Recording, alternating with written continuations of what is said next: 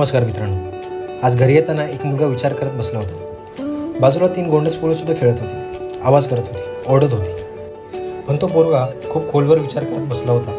मी त्याला आवाज दिला तरी त्याचे लक्ष नव्हते. कदाचित त्याच्याकडे असणारे सगळे देशावरचे झेंडे, बॅचेस, फ्लॅग्स विकले जावे असाच तो विचार करत असावा. पण खरंच माणसाला लहान वयात जबाबदारी खूप काही शिकून जाते. नंतर त्याचे लक्ष गेले. तो माझ्याकडे आला.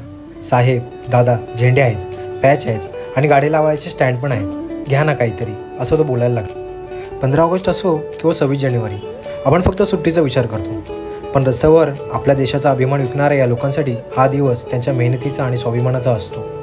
आपल्या देशाचा अभिमान हा फक्त स्टेटसवर नाही, तर अशा छोट्या गोष्टीतून जपा. शक्य असेल तर त्यांच्याकडून काहीतरी नक्की खरेदी करा, कारण त्यांचा आनंद हाच खरा उत्सव आहे. या 26 जानेवारीला फक्त तिरंगा फडकवू नका, तर तो विकणाऱ्या चेहऱ्यावरती हसूसुद्धा फुलवा. त्यांच्या छोट्याशा व्यवसायाला तुमचा पाठिंबा नक्की द्या. व्हिडिओ आवडले असेल तर लाईक, कमेंट, शेअर नक्की करा आणि खूप लोकांना पाठवा.